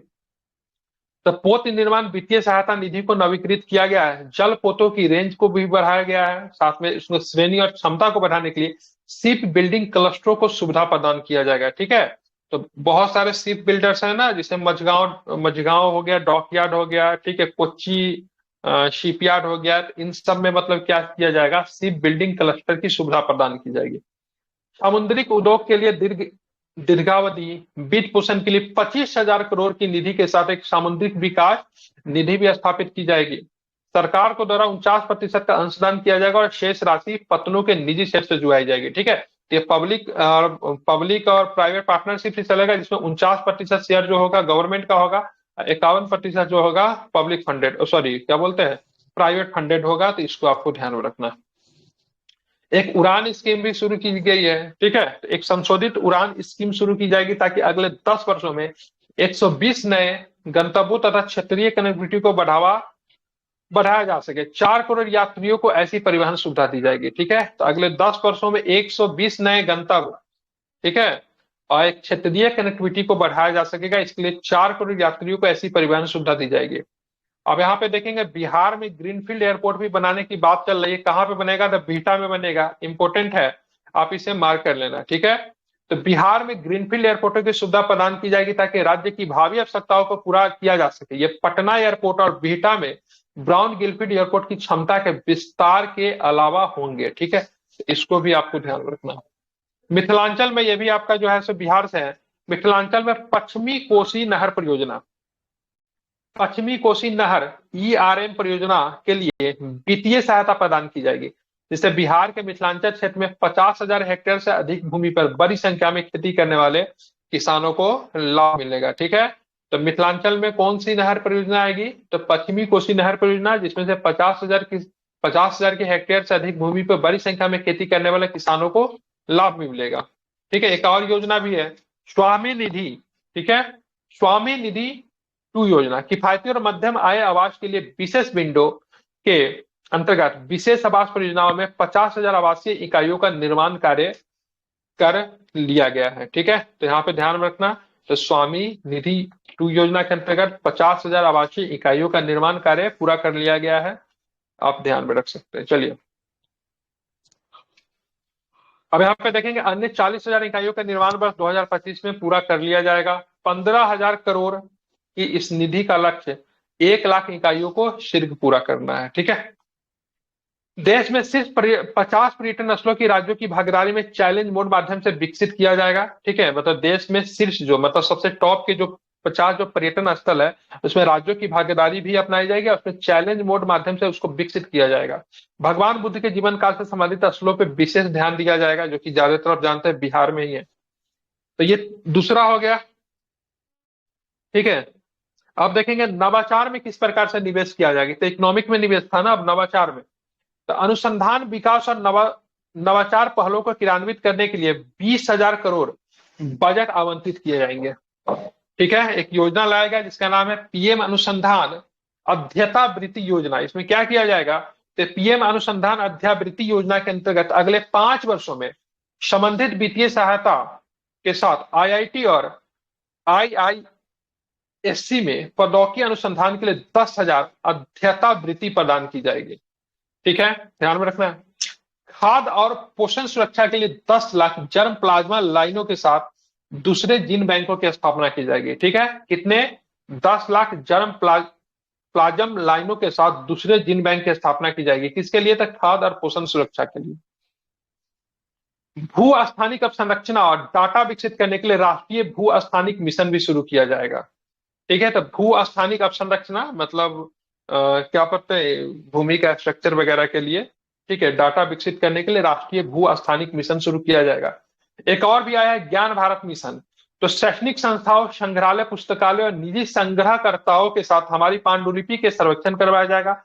दस्तावेजीकरण होगा। संरक्षण के लिए भारतम मिशन शुरू, ज्ञान भारतम मिशन शुरू किया जाएगा। इसमें 1 लाख करोड़ से अधिक पांडुलिपियों को शामिल किया गया है। तो यहाँ पे ध्यान में रखना, ये जो है नवाचार में निवेश के लिए इसलिए पीएम अनुसंधान अध्यावृत्ति योजना को लाया गया है। खाद्य और पोषण सुरक्षा के लिए 10 लाख जर्म प्लाज्मा लाइनों के साथ दूसरे जीन बैंकों की स्थापना की जाएगी।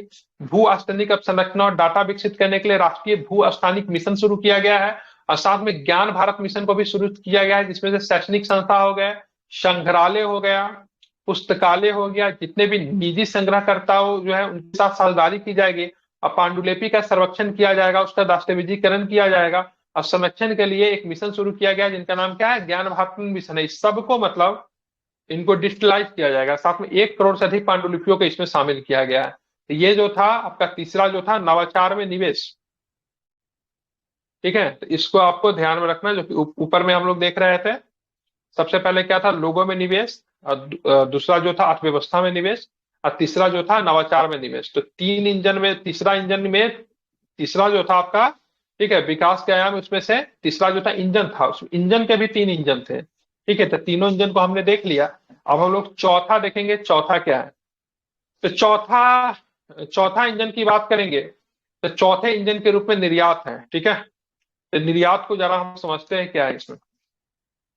तो श्रीमती निर्मला सीतारमन ने निर्यात को विकास का चौथा इंजन बताते हुए कहा कि क्षेत्रीय और मंत्रालय लक्ष्यों के साथ एक निर्यात संवर्धन मिशन का शुभारंभ किया जाएगा, जिसे वाणिज्य मंत्रालय, एमएसएमई मंत्रालय और वित्त मंत्रालय द्वारा संयुक्त रूप से चलाया जाएगा, ठीक है। तो श्रीमती निर्मला सीतारमन जी ने निर्यात को विकास का चौथा इंजन बताते हुए कहा कि क्षेत्रीय और मंत्रालय लक्ष्यों के साथ एक निर्यात संवर्धन मिशन का शुभारंभ किया जाएगा, जिसे वाणिज्य मंत्रालय, एमएसएमई मंत्रालय और वित्त मंत्रालय द्वारा संयुक्त रूप से चलाया जाएगा, ठीक है। इसमें और क्या क्या था, तो अंतरराष्ट्रीय व्यापार हेतु भारतीय ट्रेड नेट नामक एक डिजिटल सार्वजनिक अवसंरचना स्थापित किया जाएगा। एक एकीकृत लॉजिस्टिक्स इंटरफेस प्लेटफॉर्म सहयोग प्रदान करेगी, ठीक है। सरकार उद्योग 4.0 से संबंधित अवसरों का लाभ उठाने के लिए घरेलू इलेक्ट्रॉनिक्स उपकरण उद्योग को सहायता प्रदान करेगी। उभरते हुए टीयर 2 शहरों में वैश्विक क्षमता केंद्रों को बढ़ावा देने के लिए एक राष्ट्रीय फ्रेमवर्क भी तैयार किया जाएगा। तो यहाँ पे देखेंगे चौथा इंजन के रूप में क्या है, निर्यात है। निर्यात के लिए क्या किया जाएगा, तो पहले निर्यात संवर्धन मिशन का शुभारंभ किया गया है, जिसे वाणिज्य मंत्रालय, एमएसएमई मंत्रालय और वित्त मंत्रालय द्वारा संयुक्त रूप से चलाया जाएगा। तो ठीक है, ये इंपॉर्टेंट हो जाता है निर्यात संवर्धन विषय। इसको चलाने के लिए 3 मंत्रालय, कौन कौन सा मंत्रालय है, वाणिज्य मंत्रालय है, एमएसएमई मंत्रालय है और वित्त मंत्रालय है।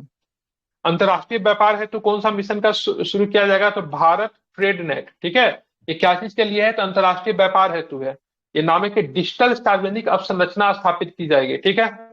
सरकार उद्योग 4.0 से संबंधित अवसरों का लाभ उठाने के लिए घरेलू इलेक्ट्रॉनिक्स उपकरण उद्योग को सहायता प्रदान करेगी। क्योंकि छोटे छोटे इलेक्ट्रॉनिक्स उपकरण बनाते, इसके लिए कौन है, सरकार उद्योग 4.0।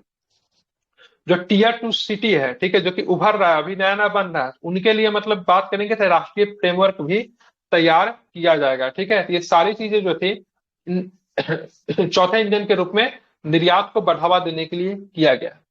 अब देखेंगे ईंधन के रूप में सुधार क्या किया जाएगा।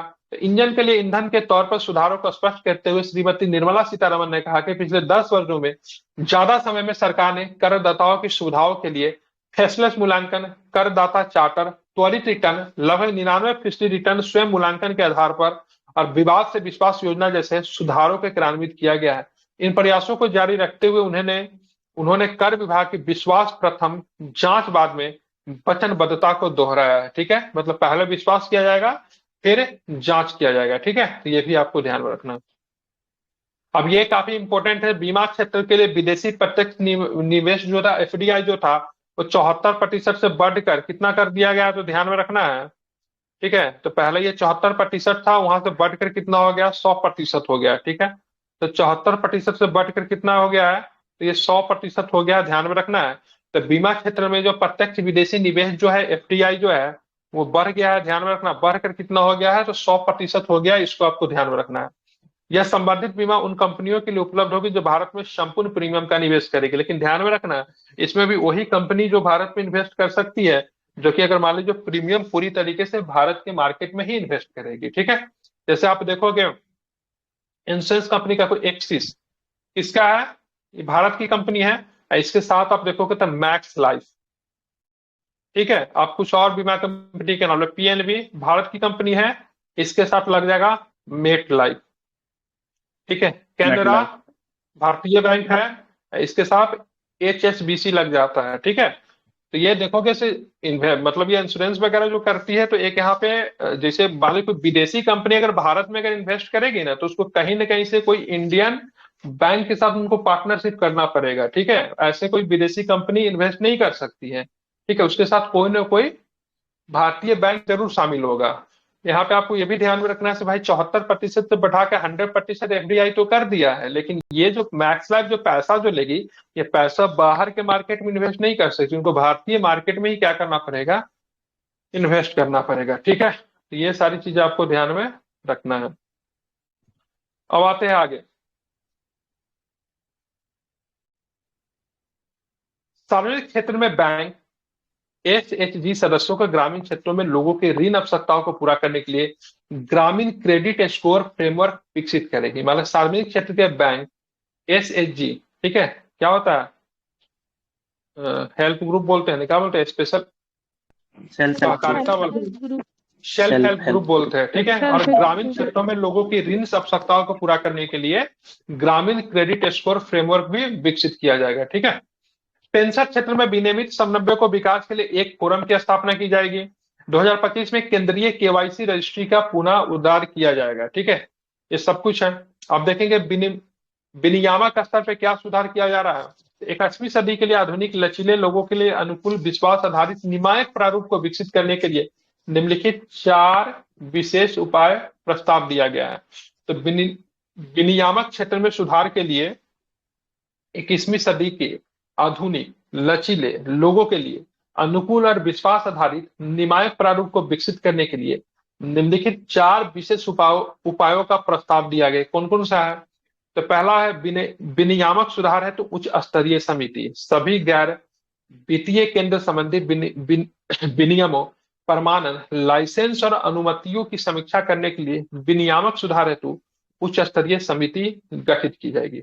यह समिति 1 वर्ष के भीतर अपनी सिफारिशें भी प्रस्तुत करेगी।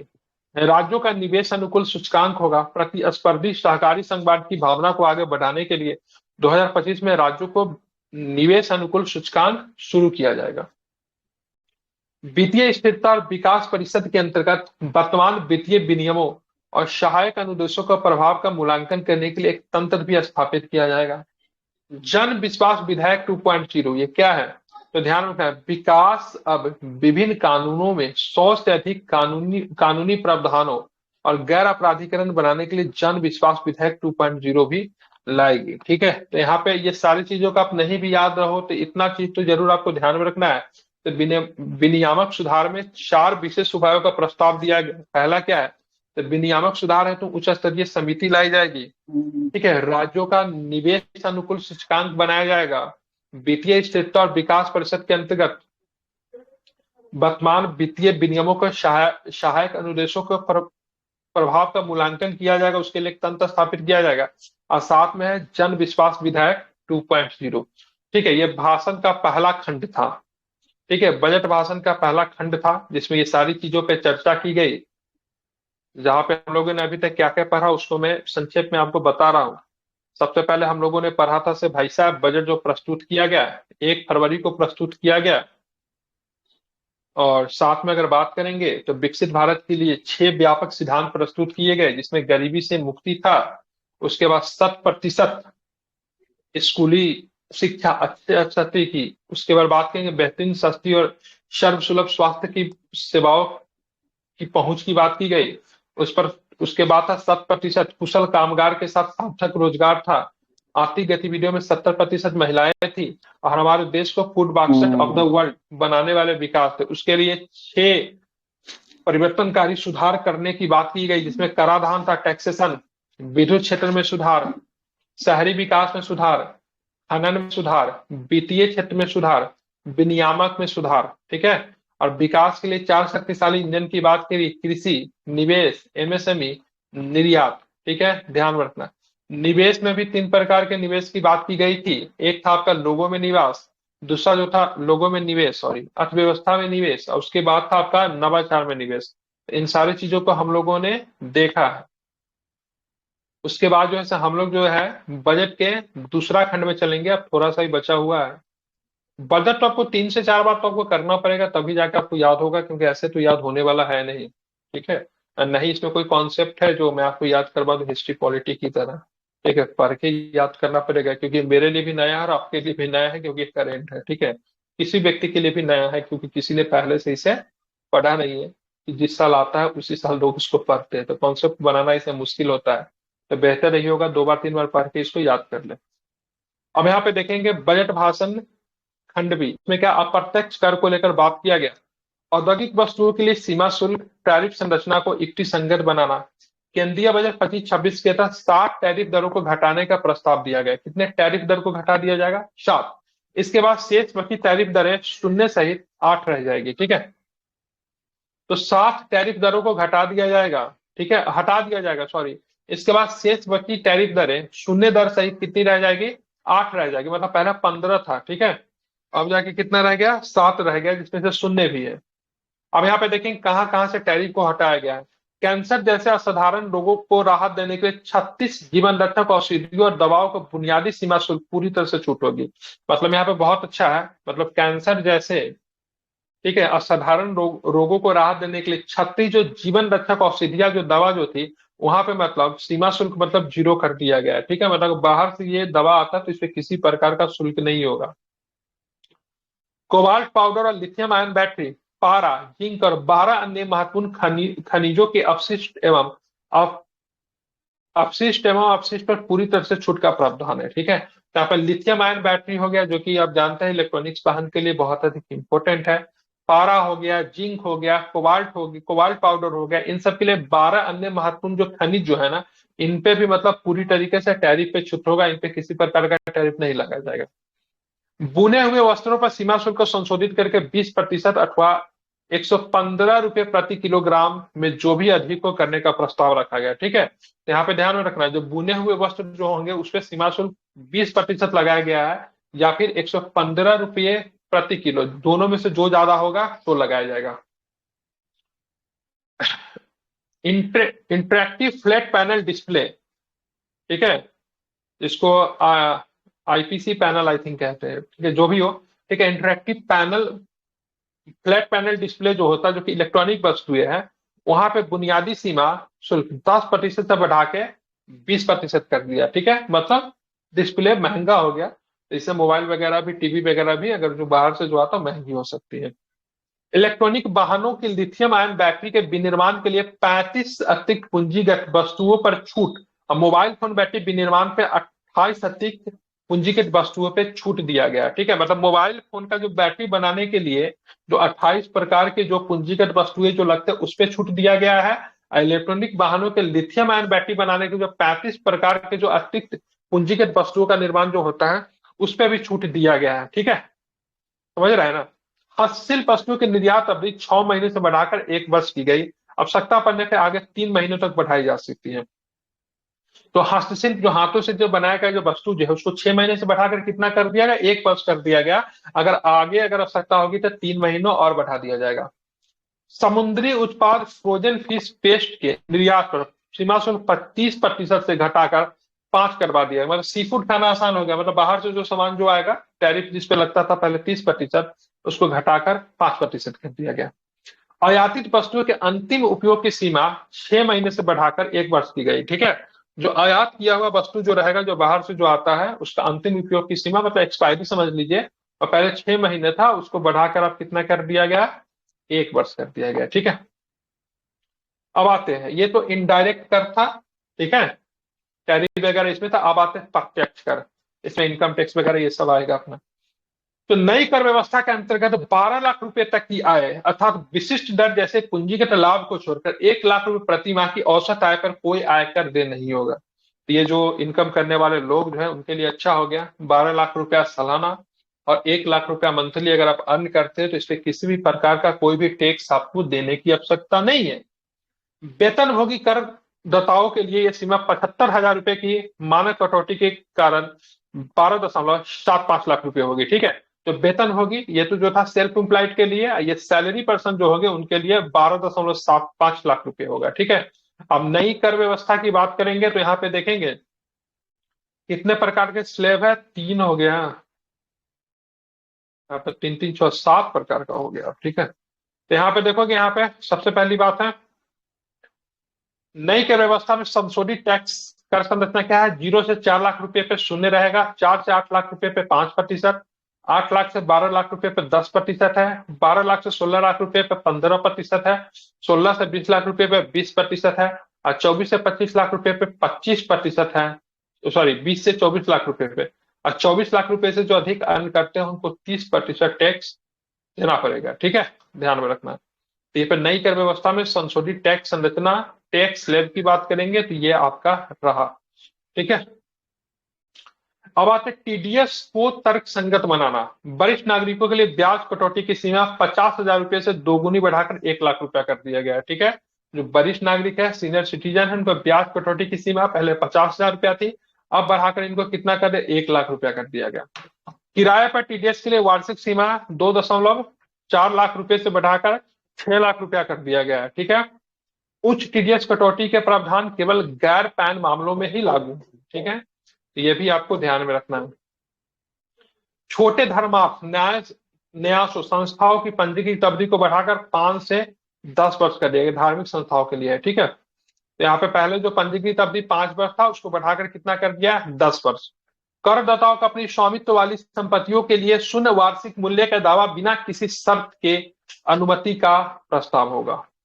29 अगस्त 2024 को या उससे पहले व्यक्तियों या उसके पश्चात बाद में व्यक्तियों द्वारा राष्ट्रीय बजट स्कीम के लिए किए गए नए आहरण पर छूट होगा। ठीक है, देश में अंतर्देशीय जल परिवहन को बढ़ावा देने के लिए मौजूदा टन भार कर योजना के लाभों को भारतीय पोर्ट अधिनियम 2021 के अंतर्गत पंजीकृत किया गया है। मतलब देश में अंतर्देशीय, मतलब देश के अंदर जो जल परिवहन जो होता है उसको बढ़ावा देने के लिए मौजूदा टन भार कर योजना के लाभों को भारतीय पोर्ट अधिनियम 2021 के अंतर्गत पंजीकृत किया गया है। अंतर्देशीय जलयानों के लिए विस्तारित करने का प्रस्ताव किया गया। 1 अप्रैल 2030 से पहले निगमित होने वाले भारतीय स्टार्टअप इकोसिस्टम को 5 वर्षों की अवधि का विस्तार कर स्टार्टअप लाभ प्रदान किया गया। ठीक है, ध्यान में रखना, जो भी मतलब स्टार्टअप जो है 2030 से पहले जो शुरू किया गया है उसके 5 वर्षों की अवधि का विस्तार दिया गया है। ठीक है, मतलब उनको किसी प्रकार का टैक्स उनसे नहीं लिया जाएगा। सॉवरेन हेल्थ फंड पेंशन निधि द्वारा अवसंरचना क्षेत्र में वित्त पेंशन को बढ़ावा देने के लिए निवेश करने की तारीख 5 वर्ष से बढ़ाकर 31 मार्च 2030 तक करने का प्रस्ताव रखा गया है। अब यहाँ पे देखेंगे, ये हमने तो देखा था सबसे अधिक भारत सरकार खर्च किस पे करती है, सबसे अधिक आता कहां से है। तो सबसे अधिक खर्च किस पे होता है, राज्यों के दिए जाने वाले हिस्सों पे। और सबसे अधिक पैसा आता क्या है, तो ब्याज और अन्य देवताओं से पैसे आते हैं। अब यहाँ पे देखें, योजना पे अगर बात करेंगे तो सबसे अधिक किस योजना पे खर्च किया जाता है। ठीक है, ध्यान पे रखना, इंपॉर्टेंट है। ठीक है, योजना और मद दोनों अलग अलग चीज है, ये यहाँ से बार बार प्रश्न आता है। तो प्रधानमंत्री गरीब कल्याण अन्न योजना, जो कि गांव में जो फ्री में जो राशन वगैरह जो मिलता है पीडीएस सिस्टम में, उसमें खर्च किया जाता है 2,03,000 करोड़ रुपए खर्च किए जाते हैं। ठीक है, सबसे ज्यादा। मनरेगा पे खर्च होता है 86,000 करोड़ रुपया। जल जीवन मिशन पे खर्च होता है 67,000 करोड़ रुपया। अब प्रधानमंत्री किसान सम्मान निधि, ठीक है, पीएम किसान पे खर्च होता है 63,500 करोड़ रुपए खर्च होते हैं। ठीक है, जिसमें कितने दिए जाते हैं, 2,000 रुपए के कितने किस्त मिलते हैं प्रधानमंत्री किसान सम्मान निधि योजना में, 2000 का 3 है ना। ठीक है, तो 2000 के 3 किस्त यहाँ पे मिलते हैं। ठीक है, मिला जुला के मुझे ये ठीक लग रहा है। बाकी इस योजना का देखते यूजलेस भी हो रहा है। मनरेगा में वैसे वैसे लोगों ने नाम लिखवा लिया है, क्या बता जो कभी काम करने भी नहीं जाते हैं और पैसा उनको 200-300 मिल जाता है। जो बाहर का जो एजेंट लोग जो सारा पैसा निकाल के चला जाता है, तो ये भी लगता है गलत जगह पे ही पैसा ही जुड़ा। ठीक है, मिला जुला के अगर देखेंगे तो ये ठीक है, गरीबों को भोजन मिल जा रहा है। बाकी ये दोनों तो मुझे लगता है बहुत अधिक इफेक्टिव नहीं है। अब आते हैं रक्षा को लेकर। ठीक है, रक्षा के ऊपर कितना % खर्च था, उधर कितना % पड़ी थी बजट में, 8% था, ठीक है। और टोटल राशि की अगर बात 8%। करेंगे, ठीक है, तो यहाँ पे कितना है, 4,91,732 करोड़ रुपए जो है डिफेंस के ऊपर खर्च होता है। तो प्रमुख मद यही है। ग्रामीण विकास पे बात करेंगे तो 2,66,817 करोड़ का खर्च होता है।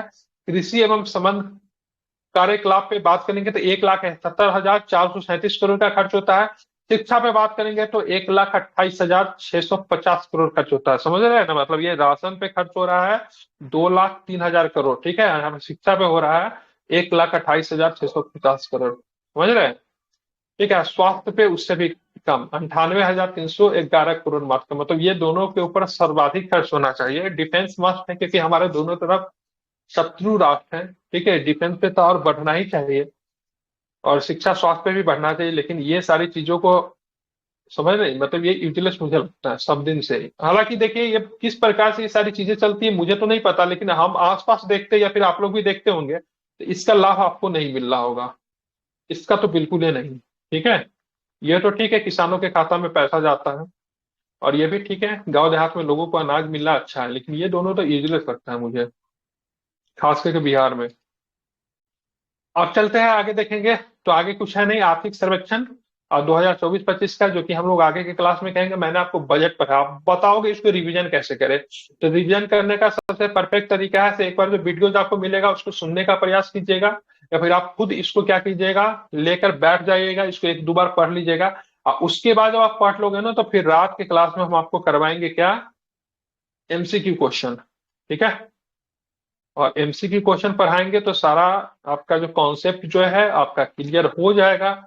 जैसे कि से हम एमसीक्यू क्वेश्चन आज ही रात में करेंगे, क्योंकि अभी आपने नया नया पढ़ा है तो चीजें आपको याद होगी, ठीक है। तो कितने नंबर टॉपिक में एमसीक्यू क्वेश्चन है जो कि केवल बजट से है, और किसी ने देखा है तो डायरेक्ट बताइए टॉपिक का नाम, जो मैं डायरेक्ट वहां पे पहुंच जाऊँ।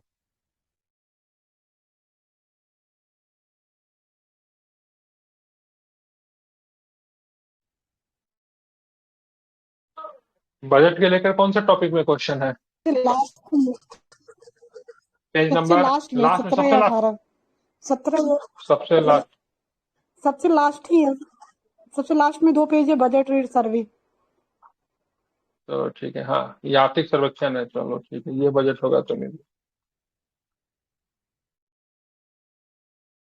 हाँ ठीक है, ये बजट आ गया। चलो आप देखो से यहाँ से क्वेश्चन आपको बनता है कि नहीं, ठीक है। चलिए आंसर खोल लीजिएगा, ठीक है, क्योंकि मुझे भी सारा याद नहीं है, ठीक है। चलो पहला क्वेश्चन देखो, इसका उत्तर आप लोग देते हो कि नहीं, क्या होगा इसका आंसर। ठीक कर रहे हैं। ठीक है, चलो ठीक।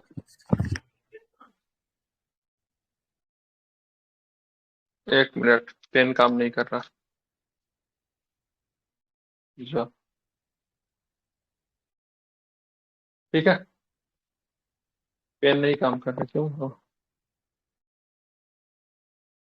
ठीक है। पहला का 1 फरवरी, दूसरा का आंसर बताइए क्या होगा। वित्त मंत्री 4 निर्मला सीतारमण के द्वारा पेश की गई बजट में विकास के कितने इंजन रेखांकित किए गए, 4। 4 बता रहे, केंद्रीय बजट 2025 की थीम निम्न में से क्या थी, तो क्या बताओगे, सबका विकास, क्या था, सबका विकास, ठीक है। सबका विकास। वित्त मंत्री निर्मला सीतारमण द्वारा 2025 में बजट पेश किया गया बजट, इनके द्वारा पेश की बजट का कौन सा क्रम था ये, 6ठा, 7वां, आई थिंक 7वां होना चाहिए, एक बार चेक, 7वां या 8वां होगा मेरे हिसाब से, ठीक है। चेक, आंसर क्या है इसका, 8वां है ना, 8वां बजट प्रस्तुत किए, ठीक है। अब यहाँ पे बताओ, ये मैंने बोला था ना कुल कितना बजट होने का अनुमान लगाया गया है, तो 6, 5, 3, 4, ठीक है। 3 का स्क्वायर, 4 का स्क्वायर बराबर 5 का स्क्वायर, तो बोले थे याद करने के लिए। राजस्व प्राप्तियां कितना था, तो राजस्व प्राप्तियां कितना था, 36 वाला राजस्व प्राप्तियां था, 36 और 16 वाला जो था 34-20 34-20 है, देख लेना जो भी हो 34-20 आप लोग, ठीक है। हाँ हाँ, तो ये मैं रात में 34-20 करवाऊंगा, 409 34-20 409, तो ये मैं आपको रात में करवाऊंगा, ठीक है। और प्रयास करूंगा एक बार और आप पढ़ लोगे ना, तो चीजें आपको बहुत हद तक याद हो जाएगी, ठीक है। तो पढ़ कराना कल रात में अच्छे से, बजट से कुछ क्वेश्चन पूछ भी लेंगे, और साथ में ये एमसीक्यू भी रात में करवा देंगे, ठीक है। प्रयास करेंगे इकोनॉमिक सर्वे पढ़ा भी दे, ठीक है। तो ठीक है, मैंने याद करवाने का प्रयास किया। हम तो जानते हैं नहीं याद हुआ होगा, लेकिन आप 10% चीजें जरूर याद हो गई होगी। आप 2 बार 3 बार आप पढ़ोगे तो बहुत अच्छे से आपको याद होगा।